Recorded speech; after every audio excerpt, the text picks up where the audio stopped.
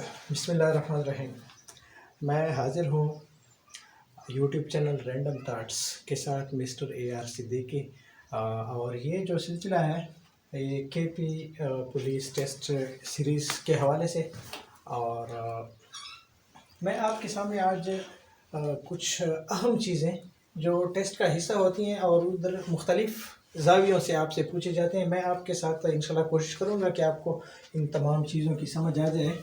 تو اس سے پہلے کہ ہم اپنا کام سٹارٹ کریں، پہلے آپ سے ریکویسٹ ہے کہ اس چینل کو سبسکرائب کریں، لائک کریں ہماری ویڈیو کو، اور اس کو شیئر بھی کریں، اور ویڈیو کو پلیز آپ سے ریکویسٹ ہے کہ آخر تک ضرور دیکھیں۔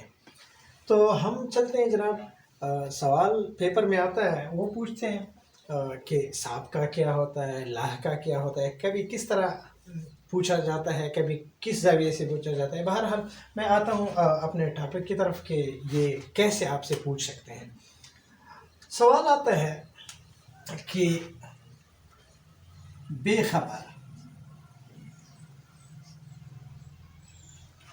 یہ اس کے ساتھ آپشن دیے ہوتے ہیں کہ یہ بے جو ہے لاحقہ ہے، سابقہ ہے، یا کچھ اور آپشن بھی دیے ہوتے ہیں، لیکن آپ کو میں سمجھا رہا ہوں کہ سابقہ کیا ہے۔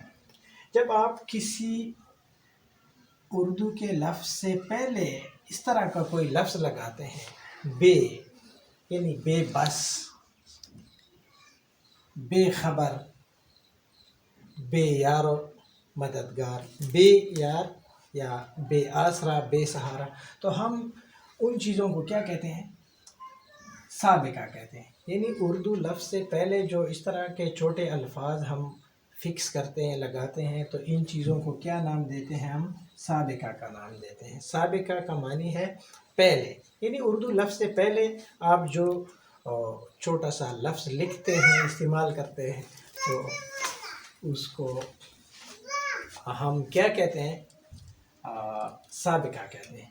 اب ہم آتے ہیں، یعنی اردو لفظ سے پہلے جو ایک لفظ استعمال ہوتا ہے اس کو کیا کہتے ہیں؟ سابقہ کہتے ہیں۔ اب میں آتا ہوں لاحقہ کی طرف۔ لاحقہ کیا ہوتا ہے؟ لاحقہ،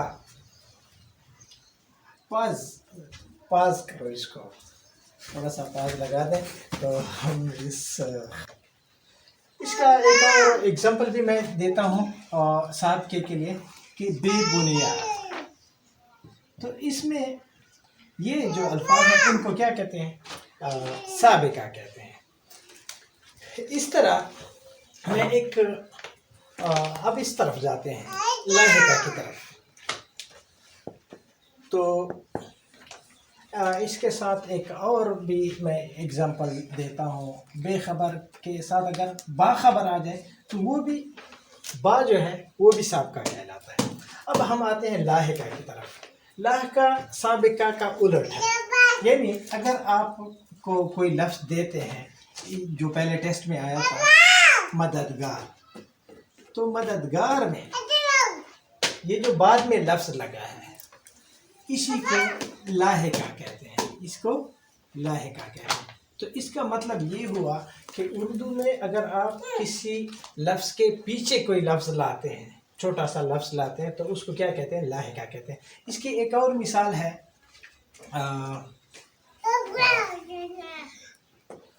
فرض کریں کوئی اس کی مثال میں بتا دوں،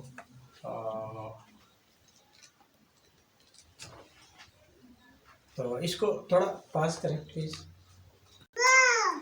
تو لاحقہ جو میں نے بتایا، جب اردو لفظ کے آخر میں کوئی چھوٹا سا لفظ آپ لگاتے ہیں تو اسی کو لاحقہ کہتے ہیں۔ جیسے کہ میں نے یہ بتایا کہ مددگار، اس میں جرأت مند میں آپ نے کیا لگایا؟ بعد میں جرأت ایک لفظ ہے، اس کے بعد آپ نے مند لگایا، تو مند بعد میں آتا ہے تو اس کو ہم کہتے ہیں لاحقہ۔ یہ صحت مند ہے، مند آیا ہے بعد میں، تو ہم اس کو کیا کہتے ہیں کہ مند لاحقہ ہے۔ اسی طرح روزگار، روز کے بعد آپ کا کیا لگا ہے؟ گار لگا ہے، تو اس گار کو کیا کہتے ہیں؟ لاحقہ کہتے ہیں۔ تو میں امید کرتا ہوں کہ آپ کو ان چیزوں کی سمجھ آئی ہوگی۔ سابقہ پہلے لگایا جاتا ہے اور لاحقہ بعد میں لگایا جاتا ہے۔ آپ کو جہاں بھی اگر کوئی پوچھ لے کہ اس میں کون سی چیز لاحقہ ہے اور کون سا سابقہ ہے.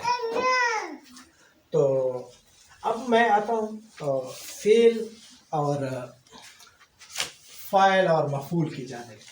تو اس میں بہت زبردست قسم کی معلومات ہیں.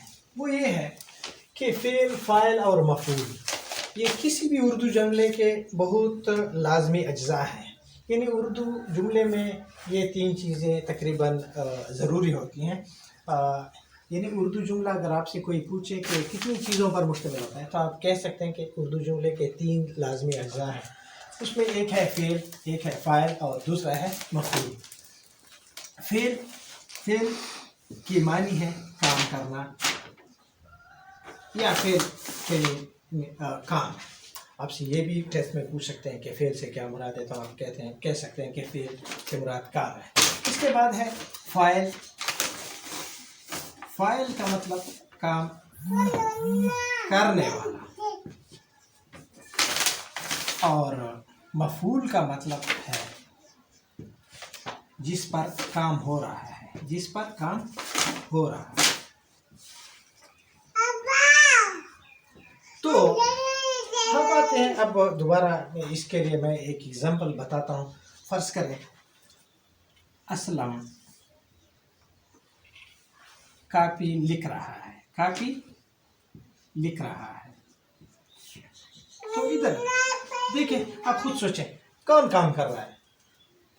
کام اسلم کر رہا ہے. تو ہم کیا کہتے ہیں؟ اسلم فاعل ہے، اسلم فاعل ہے. اچھا، کون سا کام ہو رہا ہے؟ لکھائی ہو رہی ہے، یعنی لکھ رہا ہے. تو لکھنا یا لکھ رہا ہے کیا بن رہا ہے؟ اس کو کہتے ہیں ہم فعل. اور اس کے بعد کس پر کام ہو رہا ہے؟ کاپی پر کام ہو رہا ہے. تو یہ جو ہے مفعول.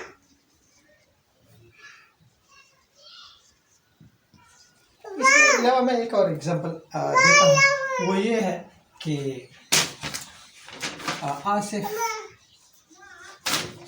پیسے گن رہا ہے. آصف پیسے گن رہا ہے. کون گن رہا ہے پیسے؟ کام کون کر رہا ہے؟ آصف کر رہا ہے. تو اس کو ہم کیا کہتے ہیں؟ فاعل کہتے ہیں. اور یہ جو ہے کس پر کام ہو رہا ہے؟ کام پیسوں پر ہو رہا ہے. تو ہم اس کو کیا کہتے ہیں؟ مفعول کہتے ہیں. اور یہ جو ہے کون سا کام کر رہا ہے؟ وہ گر رہا ہے. تو ہم اس کو کیا کہتے ہیں؟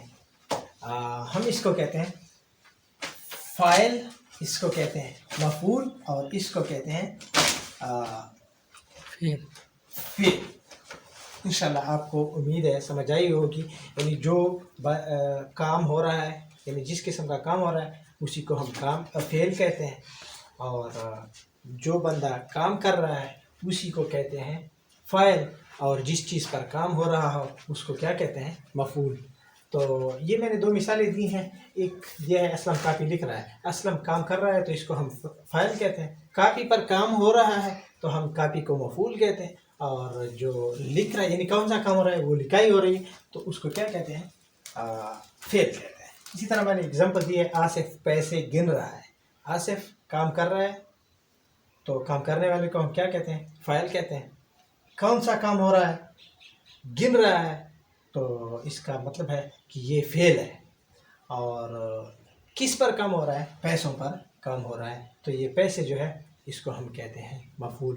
تو امید ہے آپ کو سمجھ آئی ہوگی. اور پرچے میں آپ سے ہر حوالے سے وہ پوچھ سکتا ہے کہ اس میں فعل کون ہے، کون سا ہے، فاعل کون سا ہے اور مفعول کون سا ہے. اور یہ بھی پوچھ سکتے ہیں کہ فعل سے کیا مراد ہے؟ فعل سے مراد کام ہے، فاعل سے مراد کام کرنے والا ہے، اور مفعول سے مراد ہے جس پر کام ہو رہا ہے.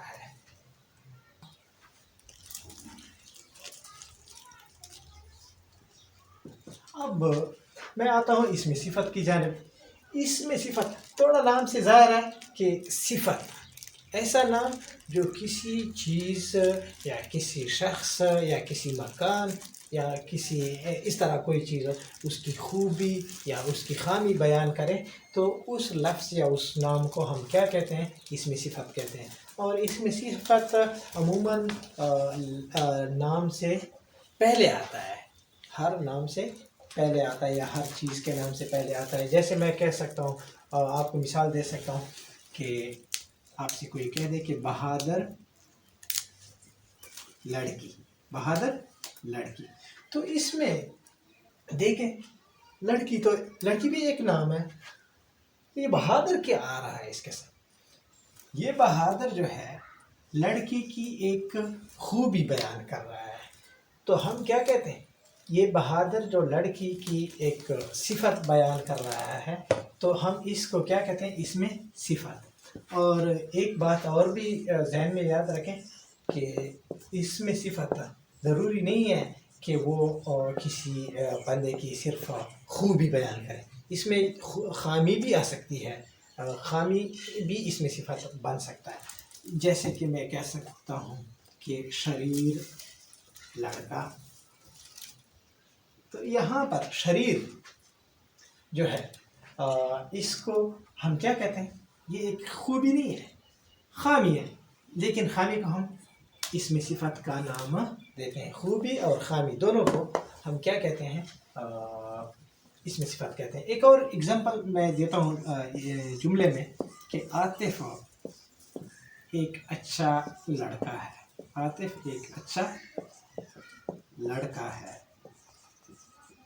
تو دیکھیں یہاں پر لڑکا ہے اور عاطف ہے. عاطف لڑکا ہے تو عاطف کی یہ خوبی بیان ہو رہی ہے. اب یہ جو میں کہہ رہا ہوں، یہ اگر ہم اس کو مٹا دیں پھر بھی یہ ایک جملہ بن رہا ہے. عاطف ایک لڑکا ہے. لڑکا ہے، کس قسم کا لڑکا ہے؟ اگر آپ اس کی کوئی خوبی یہاں پر ڈالیں یا اس کی خامی ڈالیں، فرض کریں یہاں پر آپ ڈالتے ہیں کہ اچھا، تو اچھا بھی اس میں صفت ہے. اور اگر آپ یہاں پر لکھیں کہ شرارتی لڑکا ہے، تو یہ دونوں اس میں صفت ہیں. یہ بھی اس میں صفت ہے اور یہ بھی اس میں صفت ہے. مطلب شارٹ کٹ میں آپ کو بتانے جا رہا ہوں کہ اگر آپ اس میں صفت کی بات کرتے ہیں تو اس کا یہ مطلب نہیں ہوتا کہ اس میں صرف خوبی آئے، اور اس میں خامی بھی آ سکتی ہے. ایک اس طرح بھی ہم کہہ سکتے ہیں کہ عاطف ایک ذہین لڑکا ہے. عاطف ایک ذہین لڑکا ہے. تو ذہین یہ بھی عاطف کی ایک خوبی بن گئی. تو ہم اس کو کہتے ہیں اس میں صفت. لہٰذا اب ہم نیکسٹ چلتے ہیں اس میں اعلیٰ کی جانب. تو آپ کو انشاءاللہ امید ہے سمجھ آئے گی اس میں صفت. تو اب جناب ہم چلتے ہیں اس میں اعلیٰ کی جانب. تمام اوزار جو ہیں ان کے ناموں کو ہم اس میں اعلیٰ کہتے ہیں. فرض کریں ایک ہے چاقو. چاقو ایک اوزار میں شامل ہے. تو ہم چاقو کیا کہتے ہیں؟ آپ سے پوچھیں کہ یہ کیا ہے تو آپ اس کو کہہ سکتے کہ یہ ایک اس میں اعلیٰ ہے. اسی طرح آپ اس کو کہہ سکتے، آپ سے پوچھ سکتے ہیں کہ تلوار کیا ہے. تلوار بھی اس میں اعلیٰ ہے. اور اس کے علاوہ اگر آپ ایک ہتھوڑی لے لیں، پچھلے ٹیسٹ میں یہ کویشچن آیا تھا کہ ہتھوڑی کیا ہے، تو ہتھوڑی یا ہتھوڑا جو ہے وہ اس میں اعلیٰ ہے کیونکہ وہ بھی اوزار میں شامل ہے. تو امید ہے آپ کو ان چیزوں کی سمجھ آئی ہوگی. اس کے علاوہ اگر آپ ان کی مثالیں اگر کوئی اور پوچھ سکتے ہیں تو بیلچا بھی ایک آلہ ہے. ایک جو پیچکس ہے وہ بھی آلہ ہے. اور یہ ہتھوڑی تو خیر میں نے پہلے بتا دی ہے. اب امید ہے آپ کو ان چیزوں کی سمجھ آئے گی. تو اس میں معرفہ جو ہے کسی خاص شخص، کسی خاص مکان، کسی خاص پرندے، کسی خاص چیز یا کسی خاص مسجد یا کسی خاص اسکول کے نام کو ہم کیا کہتے ہیں، اس میں معرفہ کہتے ہیں. فرض کریں آپ کہتے ہیں اسکول، تو اسکول تو سارے ہیں، اسکول اس میں معرفہ نہیں ہے. میں کہہ سکتا ہوں کہ اگر کوئی آپ سے پوچھے کہ گورنمنٹ پرائمری اسکول وانڈا مہر دل، تو اس کا یہ مطلب ہے کہ یہ ایک اس میں معرفہ ہے کیونکہ اب یہ فکس ہو گیا ہے ایک خاص جگہ کے لیے.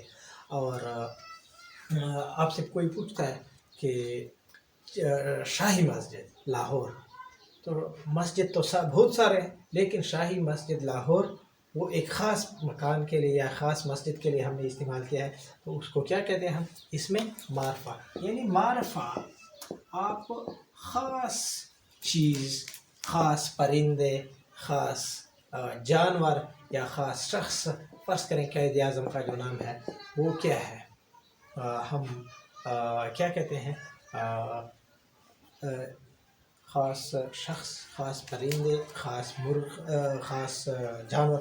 فرض کریں آپ کے پاس ایک کتا ہے، کتا، تو کتے تو بہت سارے ہیں، لیکن اگر آپ اس کو ایک نام دے دیں کہ یہ والا جو کتا ہے اس کا نام ہے ٹومی، تو ٹومی جو ہے وہ اس کا اسم معرفہ. اور اس کا فرض کریں ایک اور مثال میں لے سکتا ہوں، ایک جو لاہور میں مینار پاکستان ہے، تو مینار تو بہت سارے ہیں، لیکن جو لاہور میں ہے اس کو ہم کیا کہتے ہیں؟ مینار پاکستان. اور اسی کو ہم اس نام کو ہم کیا کہتے ہیں؟ اسم معرفہ.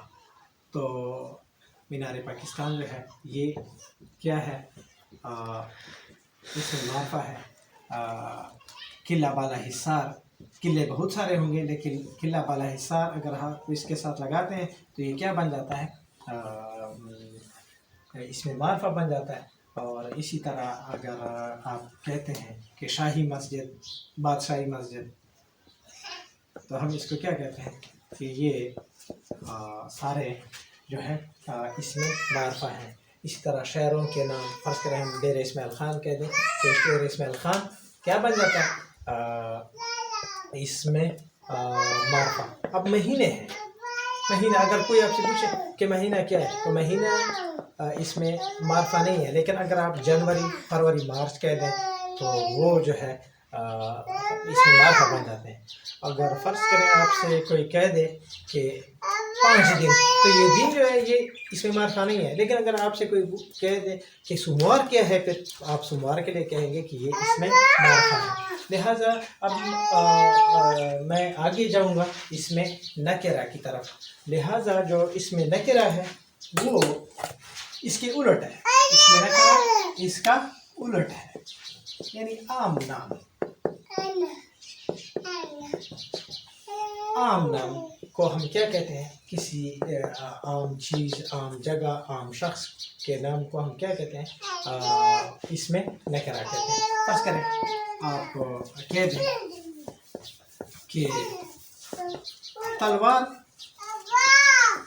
جو ہے اس میں نکرہ ہے، کیونکہ تلوار تو کئی ہو سکتے ہیں، جیسے سیف اللہ، یعنی اللہ کی تلوار، وہ پھر اس میں معرفہ میں آ جاتا ہے. لیکن صرف تلوار کہیں گے تو وہ کیا بن جاتا ہے؟ اس میں نکرہ. اگر اب آپ کیا کہہ رہے ہیں؟ اسکول، تو اسکول تو بہت سارے ہو سکتے ہیں، تو یہ جو ہے اسکول، یہ پھر کیا بن جاتا ہے؟ اس میں نکرہ. اب کوئی کہہ دے کہ عرفان، کون سا عرفان؟ اگر آپ کسی کو کہہ دیں کہ یہ والا عرفان تو ٹھیک ہے، کیونکہ عرفان تو بہت سارے ہو سکتے ہیں. تو ہم کیا کہیں گے کہ اس کو اگر مخصوص شخص کو اگر آپ کہتے ہیں کہ یہ والا عرفان، تو عرفان اس میں معرفہ ہوگا. لیکن اگر آپ نے ایسے نام کہہ دیا کہ عرفان، تو وہ جو ہے کیا کہلاتا ہے؟ اس میں معرفہ. لیکن اگر آپ اس کے ساتھ والد کا نام ملائیں یا گاؤں کا نام ملائیں تو وہ جو ہے اس میں معرفہ کہلاتا ہے. اور عام طور پر جو عام نام ہے تو وہ کیا کہتے ہیں؟ اس کو اس میں نکرہ کہتے ہیں. اور اس کے ساتھ اگر آپ کہہ دیں کہ دریا، تو کون سا دریا؟ عام دریا. آپ کو نام نہیں دیا تو دریا کیا بن جاتا ہے؟ اس میں نکرہ. اب اس کے ندی کہہ دیں، کون سی ندی؟ یہ نہیں پتہ. اسی طرح آپ بیراج کہہ دیں تو بیراج، یہ سارے جو ہیں اس میں نکرہ ہیں. لیکن اگر آپ سکر بیراج کہیں گے تو سکر بیراج جو ہے وہ اس میں معرفہ بن جاتا ہے. اسی طرح ایک اور مثال میں دوں گا، ہائی وے. تو ہائی وے، کون سا ہائی وے؟ کوئی عام نام ہے تو اس کو ہم کیا کہتے ہیں؟ اس میں نکرہ. لیکن اگر آپ انڈس اس کے ساتھ ملائیں تو اس کو کیا کہیں گے؟ اس میں معرفہ کہیں گے. تو امید ہے آپ کو ان چیزوں کی سمجھ آئے گی، لہٰذا ہم آگے بڑھیں گے اس کی طرف، اس مطلع، مقطع اور تخلص کی جانب۔ تو اب جناب ہم جاتے ہیں مطلع کی طرف کہ مطلع کیا ہوتا ہے۔ ہر غزل کے پہلے شعر کو ہم کیا کہتے ہیں؟ مطلع کہتے ہیں۔ اگر آپ کو کوئی غزل یاد ہے تو اس کے پہلے جو شعر ہوتا ہے اسی کو ہم کیا کہتے ہیں؟ مطلع کہتے ہیں۔ اب آتے ہیں مقطع کی جانب۔ مقطع جو ہے یہ ہے پہلا شعر مطلع، اور مقطع جو ہے وہ آخری شعر کو کہا جاتا ہے۔ اب میں آپ کو کس جانب لے جا رہا ہوں، وہ ہے تخلص۔ تخلص تخلص عموماً جو شاعر ہوتے ہیں وہ کوئی نظم لکھ رہے ہوتے ہیں یا کوئی غزل لکھ رہا ہوتا ہے، تو وہ تقریباً یا عموماً شعر مضمون کے یا شعر یا غزل یا نظم کے آخری حصے میں تقریباً وہ اپنا جو ہے ایک اپنا مخصوص نام استعمال کرتا ہے، جس کو وہ کیا کہتے ہیں؟ تخلص۔ ہر شاعر جو اپنا مخصوص نام استعمال کرتا ہے اشعار میں اور غزلوں میں، نظموں میں، اسی کو کہتے ہیں تخلص۔ فرض کریں ہمارے پاس غالب صاحب کا ایک شعر ہے، مرزا غالب صاحب کا، تو مرزا غالب کا اصل نام تھا اسد اللہ غالب، اسد اللہ، لیکن وہ جو ہے ایک شعر میں اس کا یہ ذکر آیا ہے، غالب کہتا ہے کعبہ کس منہ سے جاؤ، کعبہ کس منہ سے جاؤ کہ غالب شرم تم کو مگر نہیں آتی۔ تو یہ شاعر نے یا مرزا اسد اللہ نے اپنے لیے ایک مخصوص نام استعمال کیا ہے، اسی نام کو جو ہے کیا کہتے ہیں؟ تخلص کہتے ہیں۔ کدھر لکھا ہے میں نے تخلص؟ نہیں لکھا، بہرحال یہ لکھ لیتا ہوں، تخلص۔ تو امید ہے آپ کو ان چیزوں کی سمجھ آئی ہوگی۔ اگر آپ کو پہلے سمجھ نہیں آئی تو کیا کریں، آپ سے درخواست ہے، اگر آپ کو ایک جملے کی سمجھ نہیں ہے تو آپ بار بار سن لیں، تو انشاءاللہ آپ کو ان چیزوں کی سمجھ آ جائے گی۔ اور اس کے بعد اگر آپ نے ابھی تک ہمارے اس ویڈیو کو لائک نہیں کیا اور چینل کو سبسکرائب نہیں کیا تو آپ سے ریکویسٹ ہے کہ اس چینل رینڈم تھاٹس کو سبسکرائب کریں اور ویڈیو کو لائک کریں اور اس کو ضرور شیئر کریں۔ تھینک یو، السلام علیکم۔